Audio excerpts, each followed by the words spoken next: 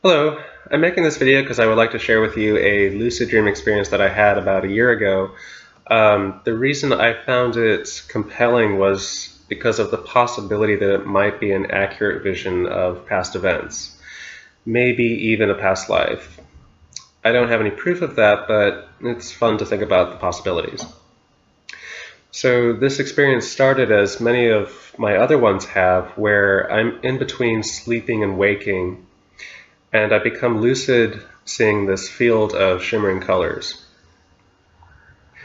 And also, just like many of my other experiences, in the initial parts it feels like I'm being pulled in a certain direction through many different weird abstract environments. In this experience, the only one I remember clearly is floating up an elevator shaft, or what looked like an elevator shaft, and the walls were covered in many tiny keyholes. The same keyhole repeated over and over again on the walls of this shaft. So after I go through several of these environments, I end up far above the surface of the Earth. And it looks like the Earth because it had a very natural color scheme. The land was greens and browns. There was an ocean, so it looked like I was far above a coastal area. The ocean was very blue, and I could see clouds below me. So I can tell I'm very, very high up. Okay, I start falling through the air, and as I do so, I feel the sensation of air rushing past me. Now, I've flown in hundreds of dreams, like non-lucid and lucid, and this was the only time that I actually felt the sensation of air rushing past me, so it was a little bit strange. But I'm approaching very quickly what looks like a large mansion on the ground. And as I get right above it, the scene shifts, and now I'm inside the mansion.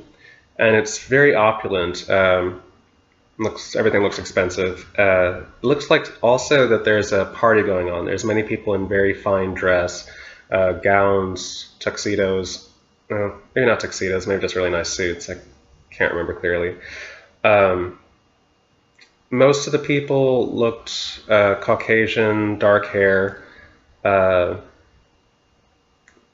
if I had to guess, I'd probably say mid-20th century clothing. I'm not a fashion expert, so I could be way off, but that's what it looked like to me. Okay, so I'm in a room in this mansion. There are many people around, and because the scene had shifted so quickly, I'm having trouble focusing. Now, I want to pass on a tip that I learned a while back, which is very helpful if you're having trouble focusing in a lucid dream, and that's where you put your hand in front of your face and shake it back and forth, and it gives you an object to focus on. And this always works for me. If the scene is hazy, once I focus on my hand, shake it back and forth, the scene stabilizes. Okay. So the scene stabilizes, I focus, and I feel myself being drawn towards one of the men at the party. I have a very brief look at him before I get to him, and he's middle-aged, dark hair, looks fairly handsome. But as I approach him, something happens, and it's kind of difficult to explain, but I end up like looking through his eyes. So everything I experience from that point in the dream is through his eyes, and I don't have any control after that. I just kind of follow him around as he goes to different parts of this party. So I see what he sees, I hear what he hears. I also am aware of his emotions, but there's kind of a disconnect. It doesn't really feel like my emotions, but I'm aware of them. Okay, so the first part of the experience where I'm seeing through his eyes, he's talking to a woman who has blonde, curly hair, kind of shortcut, and she says, "I really enjoyed working on this movie with you." Okay, So I get the impression that this is some kind of party where all these people who worked on the movie are celebrating its completion. Okay. At that time, I hear a voice, which I've heard in several of these experiences, and I assume to be a guide of some kind. And the voice says the movie's name is Circe. Circe as in the character from the Odyssey, not the Game of Thrones Queen Circe. So Circe. Okay.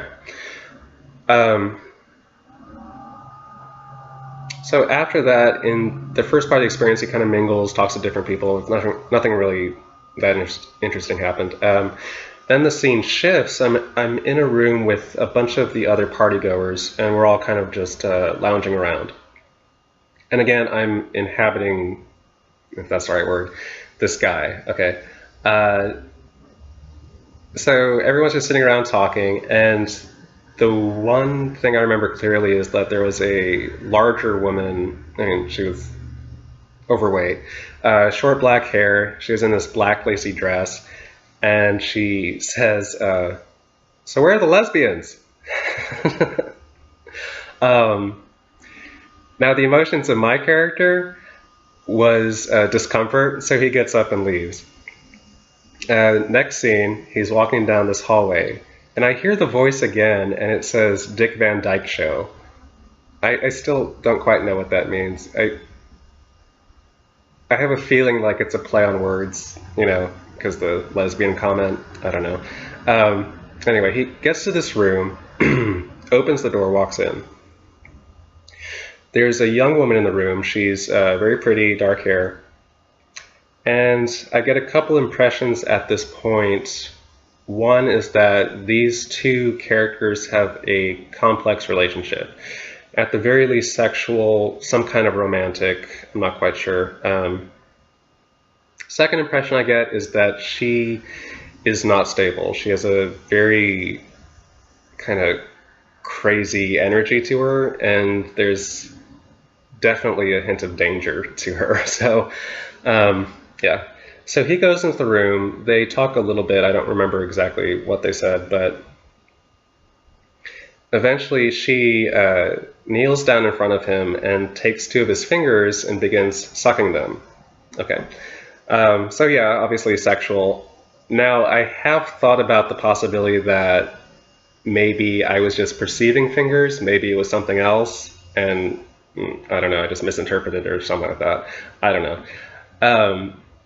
Now, okay, so she's sucking on his fingers, and she begins chewing on them, biting down very hard. And it's pretty clear that she has the intention that she's going to chew off his fingers. Again, maybe it wasn't his fingers. I don't know. The character that I'm inhabiting reacts violently. He punches her twice in the head. Okay. Again, I don't feel like I'm doing this. I'm just observing as he does this. So, yeah. Now, here's the weird thing. Apparently, she dies. Or at least he thinks she's dead. And at this time, the emotion that he felt and that I was aware of was just complete devastation. He's distraught. He's crushed, So he takes her and he's like hugging her and caressing her and kissing her. It got a little bit weird. So I was disturbed and I woke up at that point. Okay. So I did a little bit of investigation after that, and there was actually a movie called Circe that was made in Argentina in the 1960s. I believe it was 1964 or maybe 63. I can't remember. Okay, so first thing you might think, like, okay, if this was in Argentina, why did I understand everyone speaking English? I don't know. The things I've read and other videos that I've seen, I get the idea, like, in these types of experiences, language is not a barrier. So the mind is going to translate however it needs to translate to understand what's going on. Okay. I also, like, This movie, Circe, okay, it was made in Argentina in the 1960s. I found it on YouTube and I watched it. Now I don't speak Spanish, so it was kind of boring. I think it's about like some woman who kills her lovers with poison or something like that. And the main reason I watched it was mostly just to see, okay, do I recognize anybody? And I didn't. I mean, I don't have a clear memory of any particular person and what they look like, so I could just have missed it. I don't know. Let's see. So the possibility that this is a past life,